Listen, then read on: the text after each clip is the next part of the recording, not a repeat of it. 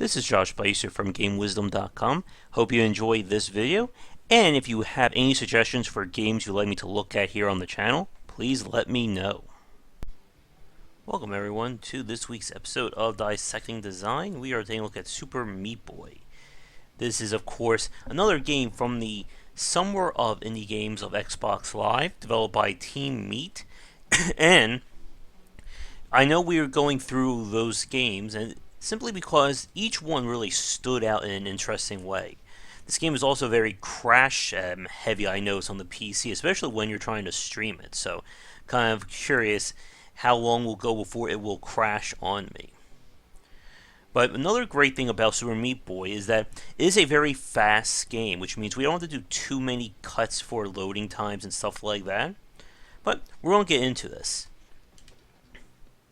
Now, of course, with Team Meat, this was their first big commercial game. They did make several Flash games, I believe, including Meat Boy, and Xbox or Microsoft decided to pick them up for the Summer of Xbox or Summer of Indie Games, and we got Super Meat Boy, a very challenging platformer and a really great game to talk about in terms of its mechanics.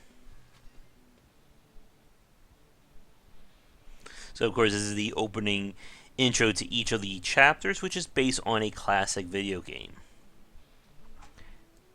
And you can tell Super Meat Boy wears its classic game design on its sleeve. Now, what makes Super Meat Boy very interesting from a design point of view is in terms of how well it sets itself up in terms of progression. To get to the final level down there, you need to beat a certain number of the levels of each world, and you have to be at getting an A rank, as you can see by the markings on each tile. And doing an A rank is simply just getting through it fast enough, but there are hidden stuff in the levels, including warps to additional challenges, new characters to unlock, and essentially more ways of elevating the design. There's even a dark world, which is basically all the levels but made even harder, if you can believe that. But I'm going to load up the first level.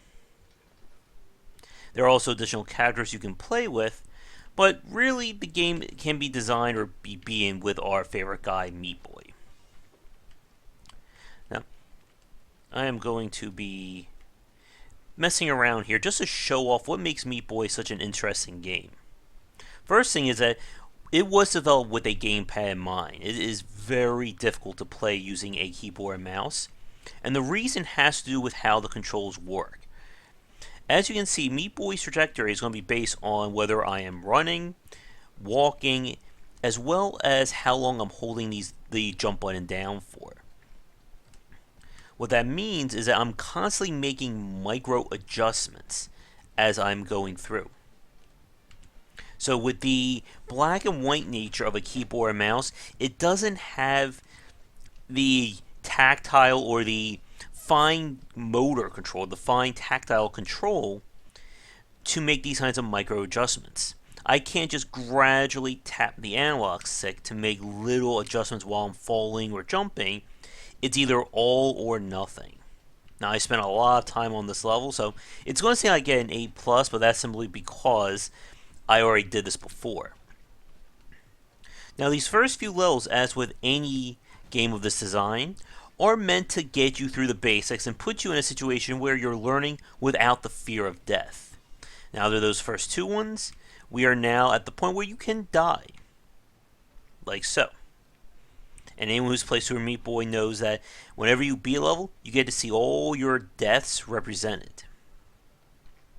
Another thing to keep in mind about Super Meat Boy is that these levels are very quick. This is not a game that's meant to have like 5-10 minute long levels. They're going to get you in, get you out, and get you to the next one, or you'll die and have to repeat. So this is like a little portal there that if you get to it with enough time, you can access it for a harder level. Like that. And then here's some more retro goodness. Now, what's interesting about these classic levels is that you only have 3 lives, and if you fail, you will have to repeat the section or all series again. But again, this is just like another way of having this kind of retro control and also providing some very, very tricky platforming. And again, you're constantly have to make these micro adjustments. In terms of the difficulty, these bonus levels are always going to be harder than the comparative levels that are unlocked. Ooh. And I'm going to fall to my death. Now, for those of you who have played Super Meat Boy, what did you think about having the live requirement for these levels? I kind of think that it's not really needed just due to the extreme difficulty that they're putting out. So now this one we have to learn about the difference between jumping while jumping while holding down the run button versus letting it go. Again, it is all about very, very careful platforming. Oh, ooh, almost fell. Can I make it through this while I'm being recorded? That's the tough question. Yes. And of course, another little classic throwback to retro games. But as we're going through this first chapter, again, just take note of how the designs escalate. Now here's an example of a level that has multiple paths. And typically there's always going to be one perfect way through. And I just missed it by like a quarter or a millisecond there. But this was intentional by the fact that you are supposed to figure out the best line through the level. As you can see, the complexity is growing. Oops. Again, it is all about this kind of very simple design. Again, 1 to 2 screens at the start. You can quickly see where you have to go and what you need to do. Oop. Oh, I could have actually made, I think, over there. Now, there are bandages that represent bonus challenges, but since I've gotten them all in this world, you're not going to see them hit in the level. But typically, you can only do really either the challenges or the bandages. You can't really do both. So here's another little warp. I believe this unlocks one of the new characters.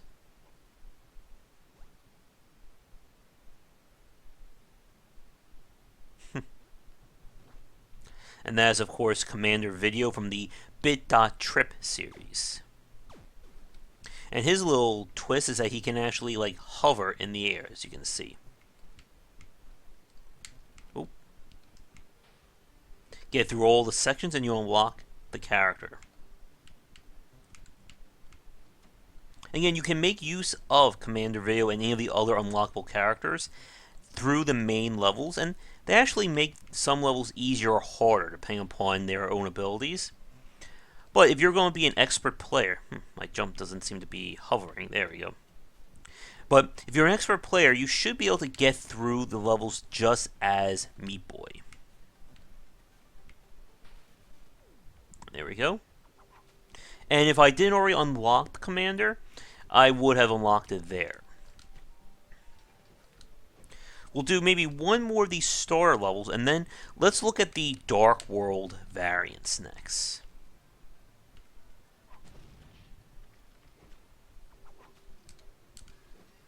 Now, one of the reasons why I'm trying to keep this on a single recording again is that Super Meat Boy is a little bit finicky when it comes to streaming and recording. I've had numerous crashes. But let's take a look at the Dark World now. First off, if you notice, it's a lot more dangerous starting out. Again, there are those micro adjustments. And you have to adjust by pressing run while you're in the air, letting it go, and just, again, trying to control your trajectory any way that you can. So let me see if we can do something fancy here. Nope, no. Yeah, and this is where things get very challenging. But again, it's all based on the same structure of the Light World level. The only difference, of course, is adding in those challenge spots. And this is actually a really good example of understanding your game's design. By keeping the same blueprint, it becomes about how do we make this harder while not making it frustrating. And for developers watching this, this is actually a really good test for your own skills. take a level that you've designed and figure out how to make it harder. Make a hard mode version, or if it is already hard, make an easy version of it. And you can really get creative in terms of what you're doing. Now, as you can see, it's about to get a whole lot nastier. Now, another thing to Super Meat Boy's credit is that there are no real tutorials in this game. It's all about the organic learning of what you're doing in the level itself. Now, there is a careful way of getting up through that part, but it is very tricky to do. I'll try it one more time, and then we'll probably move on to something else.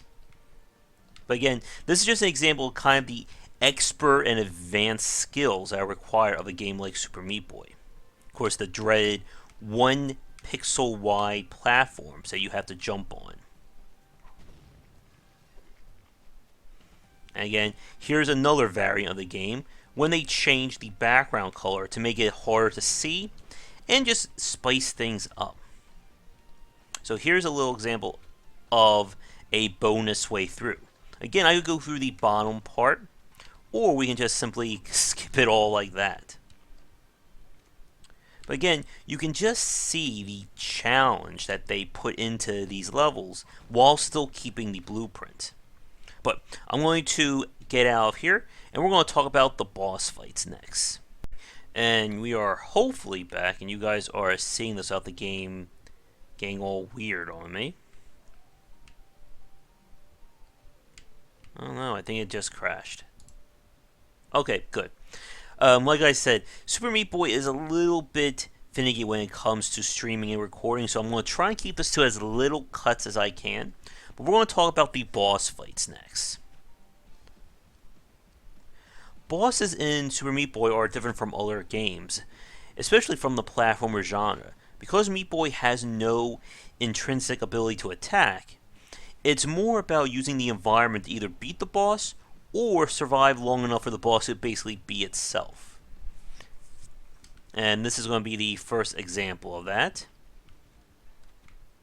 And again, keeping in mind with what the first level is about, this is the grand test of what you've learned. They're not introducing any new systems or obstacles. It's simply about mastering what's in the game. Oh. Can we make it? And we got it. Boom. And of course, we're rewarded with a really crazy cutscene as well with our evil friend, Dr. Fetus. Meat Boy always has that smile on his face, too. Again, Super Meat Boy will also become indicative of Team Meat and Edmund McMillan's style of very much dark humor.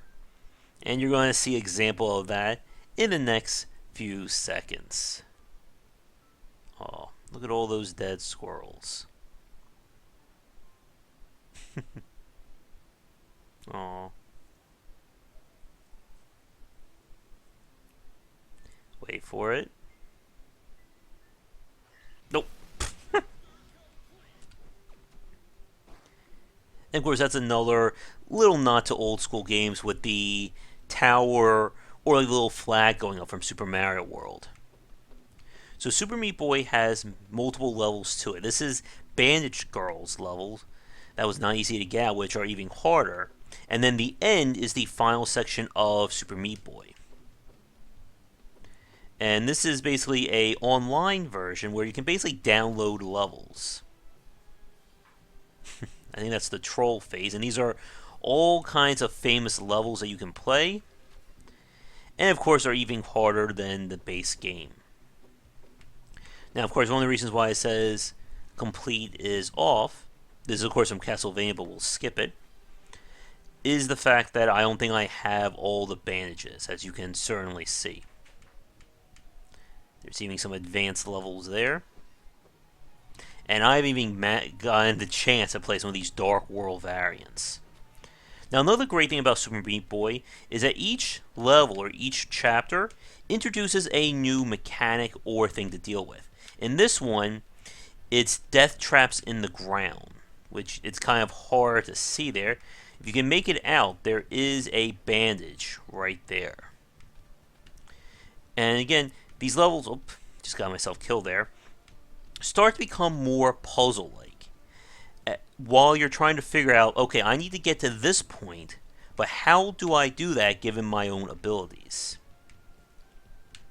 Another thing you should notice is that death is very quick in this game. There are very little load times once you are in the level, and that was on purpose. The idea is that get you in and get you out as quickly as possible, so that you're not just wasting time or essentially just having dead time in between deaths. Another thing you should also point out in terms of old school platform design is that Meat Boy makes use of what I like to call committed jumps. What that means is that you have a section where you really only have one shot to get through it. If you miss, you will not have the trajectory or the momentum to get back through it. There we go. But can I make it through? No. Must keep jumping. Again, this is where the very fine control of the game comes into play. That was not an A+ level either. I know I took way too long. But let me head back out. And I just want to show off the second boss fight real quick. Because this would be an example of a boss, again, that you are active in fighting it, but it is still more about sort of the boss and the player not truly interacting with each other. I'm just going to skip it here. For this one, you have this guy who's going to be chasing after us, while we just have to keep going up and grab those keys that you see.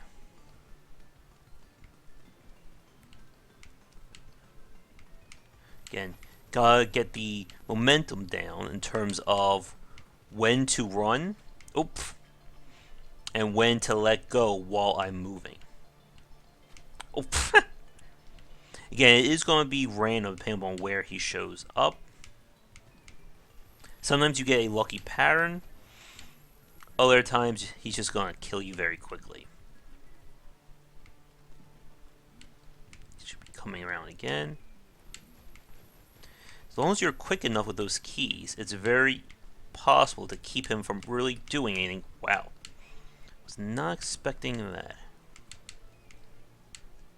So this time we have to grab all the keys. There we go. And again, just a very creative use of having a boss, but being more about the platforming than fighting it. Another good game that did that would be Catherine, which was another puzzle/action game built around moving blocks to get up a tower. And each boss has like a power that messes with your ability to do that. Of course, we will skip this. Okay, it's going to leave again. And what I would like to do, again, each world introduces a new challenge. So this one we start to see like turrets and salt on the ground. This one has fire and more enemies. This one is just nastiness in terms of the stuff it puts out. Again, look at the the art style. It's just so creepy, isn't it? And this is Pokemon, I believe. But let's get into it.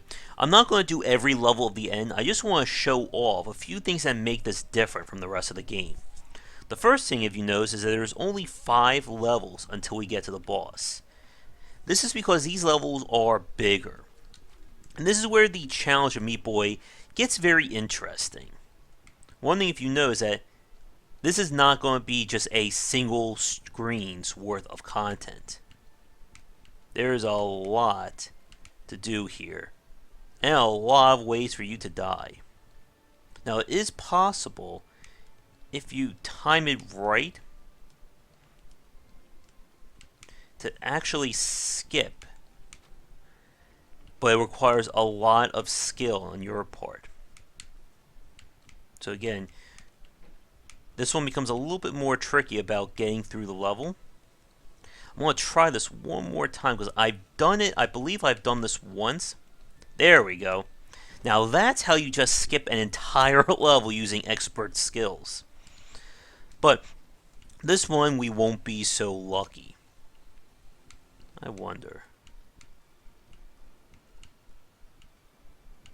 No, they won't let us do that.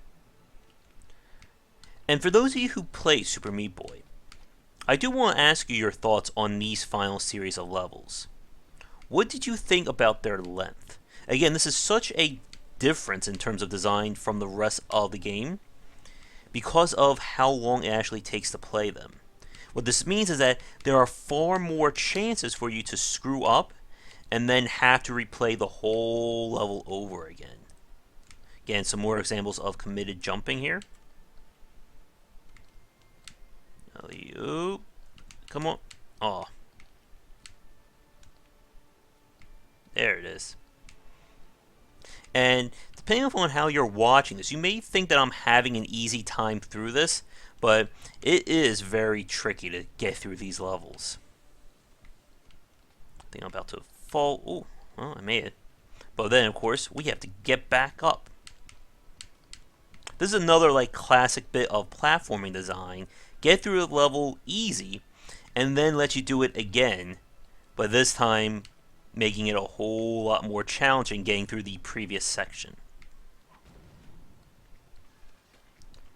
As you can see, and again, even with how difficult these levels are, there are still times that you can do advanced maneuvers.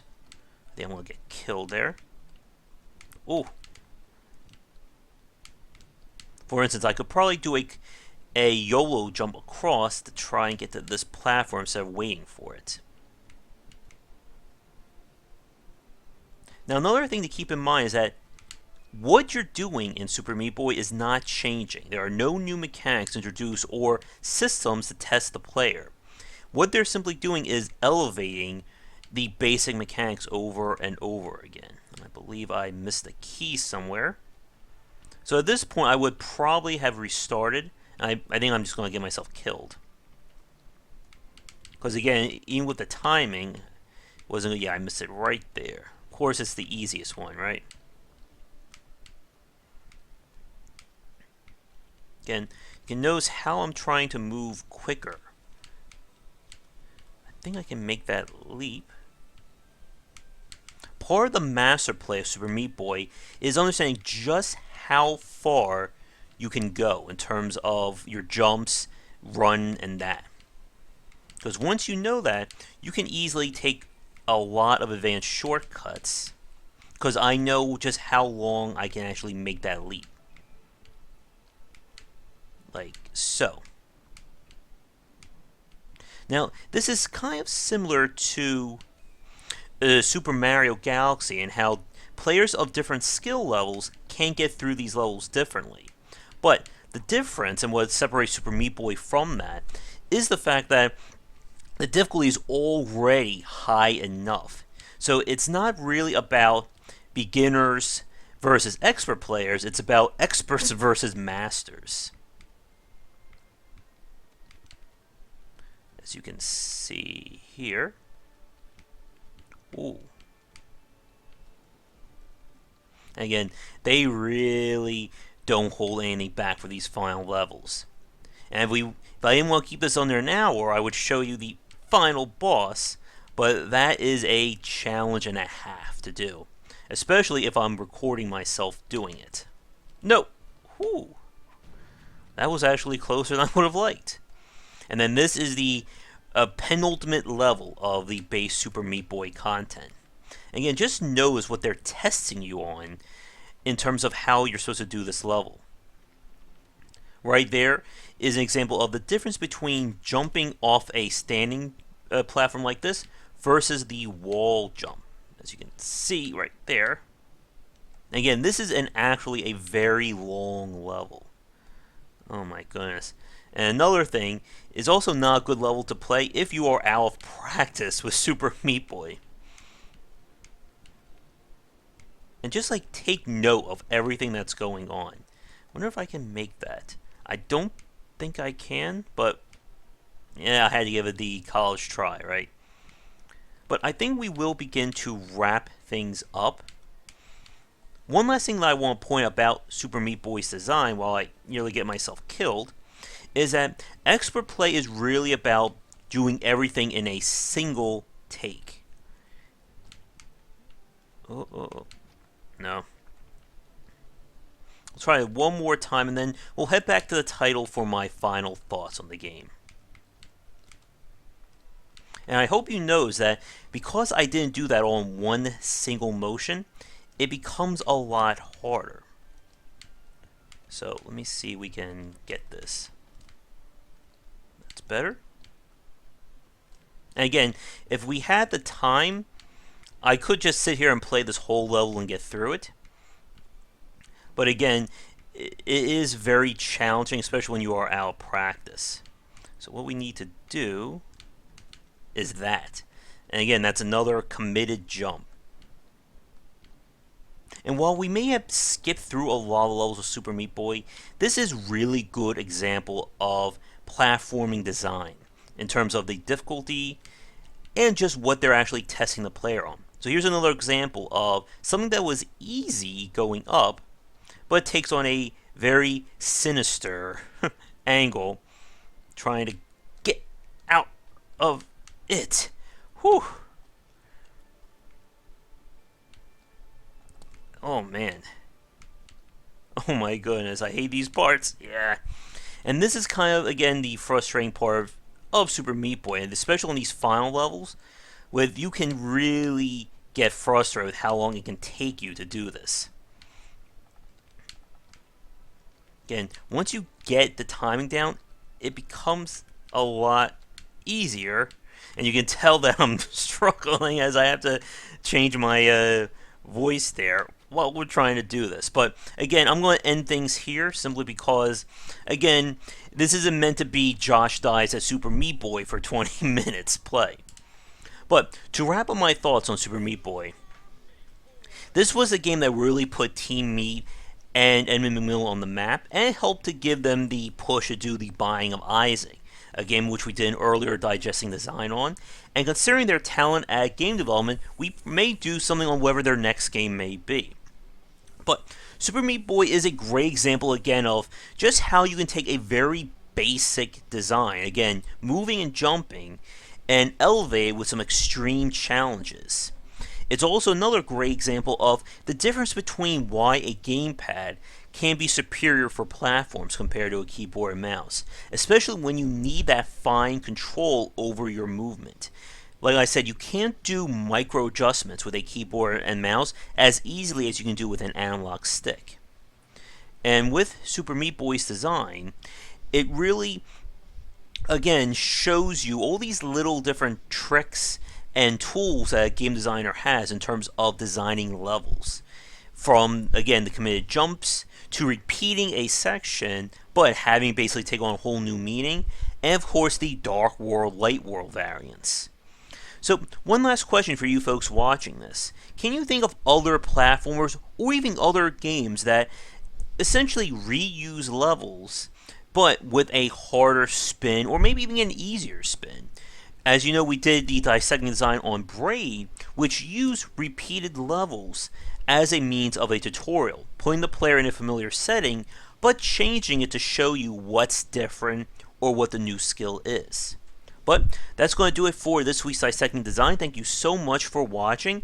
If you have a game that you would like me to pick apart in this series, please let me know in the comments below. I'm always looking for games built on interesting designs or elevated mechanics that I can look at for this series. If you're enjoying things, be sure to like and subscribe if you're new, and check back daily for more great content here and on GameWisdom.com, where we examine the art and science of games. These dissecting pieces will usually go up once a week, but there will be daily content in between. Once again, I'm Josh Bycer. Have a great day, and I'll see you all real soon.